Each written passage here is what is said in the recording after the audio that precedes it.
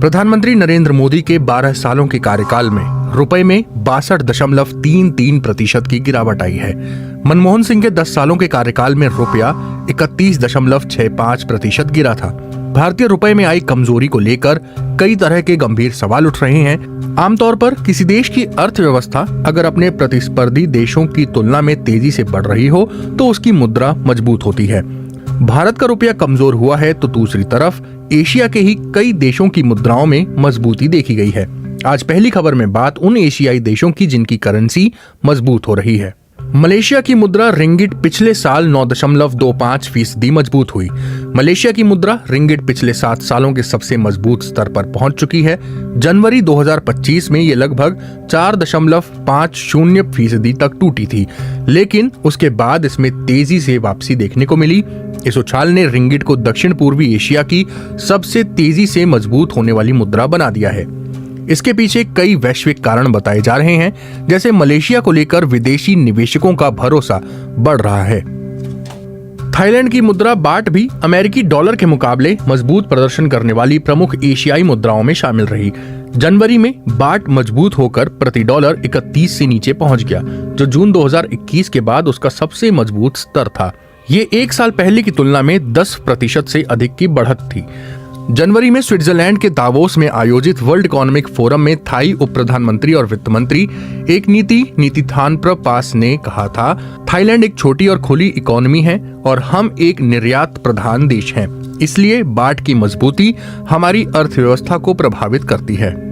एक नीति ने मुद्रा की मजबूती के पीछे थाईलैंड के करंट अकाउंट सरप्लस को प्रमुख कारण बताया था। 2025 में अमेरिका के साथ थाईलैंड का ट्रेड सरप्लस बढ़कर 51.3 अरब डॉलर पहुंच गया, जबकि 1 साल पहले ये 35.6 अरब डॉलर था। दिलचस्प बात यह है कि थाईलैंड की मौद्रिक नीति उदार रही है।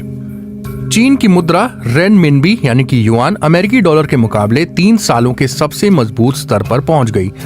11 मई को पीपल्स बैंक ऑफ चाइना ने डॉलर के मुकाबले रेनमिनबी की डेली फिक्सिंग 6.8467 प्रति डॉलर तय की थी, जो मार्च 2023 के बाद सबसे मजबूत स्तर है। अमेरिका और यूरोप आरोप लगाते रहे हैं कि चीन का बढ़ता व्यापार सरप्लस इसलिए है क्योंकि वो अपनी मुद्रा को आर्टिफिशियली कमजोर रखता है।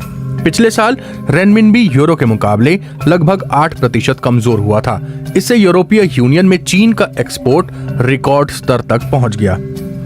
अमेरिकी डॉलर की तुलना में सिंगापुर के डॉलर में भी मजबूती आई है। पिछले साल 5 महीनों में करीब 1% की मजबूती आई है।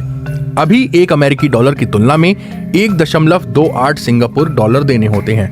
दरअसल वैश्विक आर्टिफिशियल इंटेलिजेंस में उछाल से सिंगापुर की इकोनॉमी और मजबूत हुई है।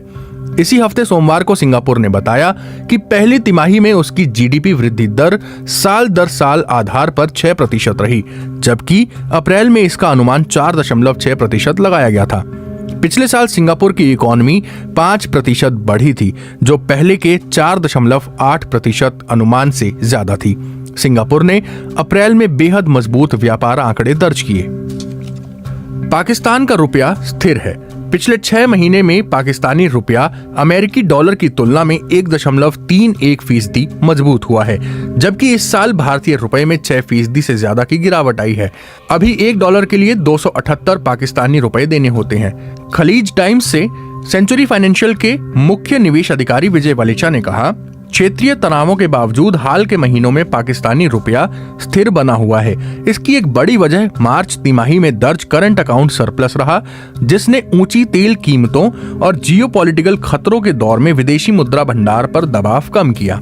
साथ ही सऊदी अरब से मिले समर्थन और 4 सालों के बाद पाकिस्तान की यूरोबॉन्ड बाजार में वापसी ने निवेशकों का भरोसा मजबूत किया और अल्पकालिक फंडिंग चिंताओं को कम किया।